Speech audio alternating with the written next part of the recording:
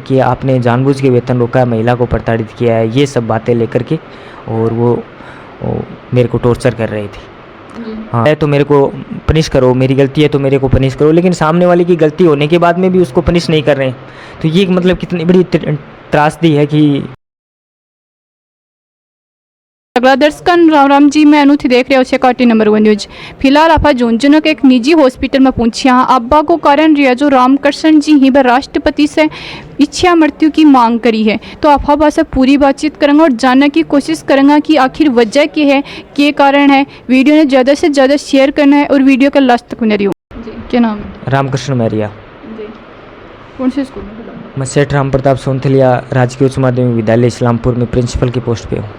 पूर्व के मामलों जो कि सुनना मांगी थी राष्ट्रपति से जो इच्छा मृत्यु मांगी है, के कारण से मांगी थी? हमारे विद्यालय में ये मैटर तो काफ़ी 2 साल से चल रहा है। कोई महिला कार्मिक है जिसके द्वारा मतलब विद्यालय में ना तो कार्य करना, विभाग के जो भी दायित्व हैं उनका पूरी तरह से निर्वहन नहीं करना, कोई भी आदेश वगैरह है उन पे आदेशों पे हस्ताक्षर नहीं करना, तथा विभाग के द्वारा जितने भी जो ड्यूटियाँ वगैरह है वो भी तामील करवाने के बाद भी उपस्थित नहीं होना, इसी को मैटर को लेकर के ये प्रकरण बना था।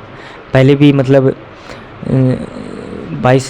2022 के अंदर नवंबर में कलेक्टर साहब के द्वारा उनकी कोई वन रक्षक भर्ती परीक्षा में ड्यूटी लगाई गई थी और उस ड्यूटी में तामील करवाने के बाद भी उपस्थित नहीं होने के कारण उस अवधि का विभागीय नियमावली के अनुसार वेतन आरित नहीं किया गया। और उसी को लेकर के जब वेतन आरित नहीं किया तो उन्होंने मेरे खिलाफ अश्लील और अभद्र आरोप लगा करके और जिला शिक्षा अधिकारी को शिकायत की, जिसकी विभागीय जांच दिसंबर 2022 में कंप्लीट हो गई। और उसकी जब बात करें जांच में क्या हुई? जांच में उसमें ये था कि मेरे ऊपर जितने भी उस महिला ने आरोप लगाए वो सारे बेबुनियाद, मनगढ़ंत और मिथ्या थे और तथा उसके द्वारा अवकाश आवेदन देना प्रमाणित नहीं पाया गया। या बिना अवकाश आवेदन के मैं कैसे अवकाश स्वीकृत करूँ और कैसे वेतन आरित करूँ? हाँ, इसलिए वो उस अवधि का वेतन आरित नहीं किया गया।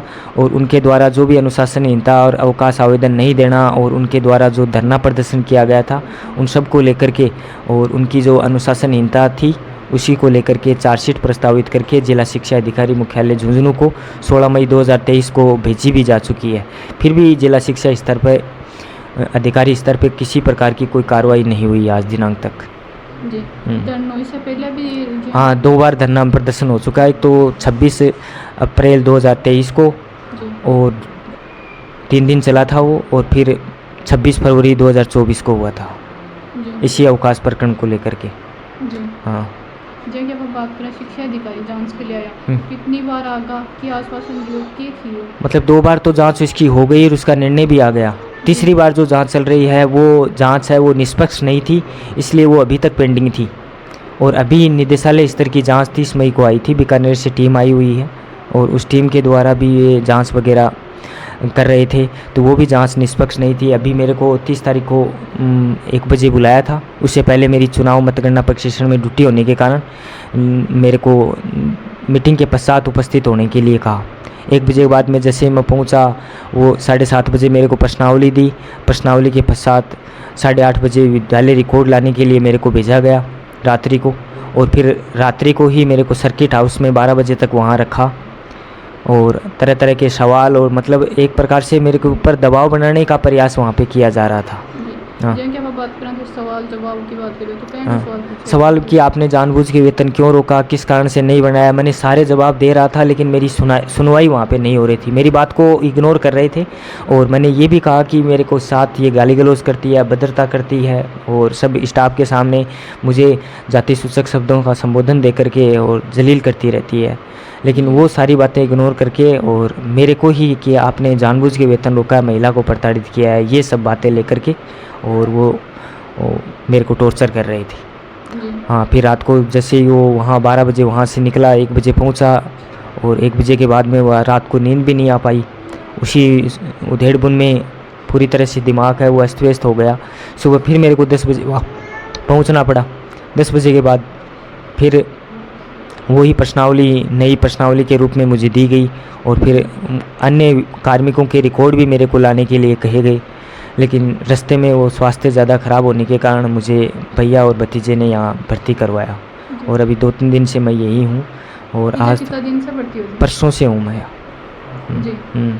अब ठीक है कि स्वास्थ्य हाँ थोड़ा मतलब ठीक है, नॉर्मल है थोड़ा। हाँ जिन की आप बात करें थे, बोल रहे हो कि भाई इच्छा मृत्यु को भी थी राष्ट्रपति मतलब जब इतनी सारी स्थितियाँ हो गई उसके बावजूद भी अगर किसी कोई मतलब न्याय नहीं मिले तो मतलब क्या किया जाए बताओ। जी जिन की देखो तो आप थारो परिवार भी है, परिवार में कौन कौन है? परिवार में मेरा एक गुड़िया ही, 2 और मम्मी है। कितना साल का है? एक 4.5 साल की, 4-4.5 साल की है, एक 2 साल की गुड़िया है। अभी 6 तारीख को 2 साल की हो जाएगी। और कौन है परिवार में? मम्मी है, एक छोटा भाई है, एक बड़ा भाई है। जी छोटा भाई है, विकलांग है। जी शादी कितना साल हो गए? शायद 10 साल हो गए। तो बाद ने छोड़ की थारा यहाँ कहीं हुई कि भाई आप इच्छा मृत्यु मंगा के मतलब सोचा, अगर बाद में थारा बाद में बाको पिछले क्या होगा, परिवार को कौन सोचोगे? पिछले 2.5-3 साल से मेरे को बिल्कुल भी टाइम नहीं देने दिया इन्होंने। इतना पजल्ट कर दिया कि मैं मतलब उनके पास से जोधपुर मतलब बच्चे मैडम टीचर है मेरी, उनके पास भी जाता हूँ, मेरे अवकाश अस्वीकृत किए जाते हैं। और मतलब जब भी जाने का प्रयास किया है मैंने, मेरे हर बार अवकाश अस्वीकृत होते रहे हैं। और वहाँ पे पहुँचने के बाद में भी रात को 7:30 बजे, एक बार तो ऐसा हुआ कि रात को 7:30 बजे मेरा अवकाश स्वीकृत किया और ये कहा कि आपको सुबह 7:30 बजे स्कूल में उपस्थित रहना है। तो ऐसी स्थिति में अगर मतलब आदमी क्या करेगा बताओ। जी तो ऐसी स्थिति को लेकर के मैंने ये सब अपने मन में कि मेरे बहुत ज़्यादा मतलब तनाव और टॉर्चर की स्थिति होने के कारण मैंने ये सब कदम उठाया।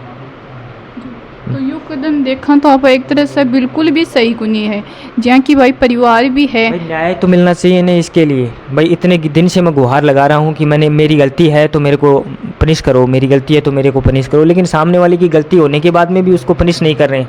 तो ये मतलब कितनी बड़ी त्रासदी है कि पीड़ा तो होती है ऐसी स्थिति को देख करके, इसीलिए ये सब किया है। राष्ट्रपति ने गुहार लगाई है कि भाई थारा परिवार का लोग इनमें कुछ कौन बोले कि रिएक्ट मैं अभी तक उनसे मिला भी नहीं हूँ, 3 दिन हो गए मेरे घर वालों से। हाँ वन बेरो कौन के थे बढ़ती नहीं, मेरे बड़े भैया को पता है, बाकी किसी को नहीं पता है। जी जहाँ की बात करा तो थाना में FIR करवाई है, तो थाना में की मुकदमों की बात पर करवाई है? वही मैडम ने जाति सूचे गालियाँ दी, अधिकारी हैं वो भी मेरे को जातिगत प्रताड़ित कर रहे थे, तो उसी को लेकर के मैंने वो FIR करवाई थी। इससे पहले भी जहाँ की थे कुछ गवर्नमेंट जो भी करता कि प्रिंसिपल का पद पर पहले भी आ गई? हाँ इससे पहले मैं प्रिंसिपल था, देचू ब्लॉक के अंदर था, जोधपुर के अंदर प्रिंसिपल की पोस्ट पे था। अलीपुर झुंझुनू से प्रमोट होके गया था, पर मैं पहले अलीपुर झुंझुनू में लेक्चरर की पोस्ट पे था और 2019 में प्रमोट होके प्रिंसिपल बन करके जोधपुर में पोस्टेड हुआ था। जोधपुर से सीधे मैं इस्लामपुर में आया। अभी 3री स्कूल है मेरी।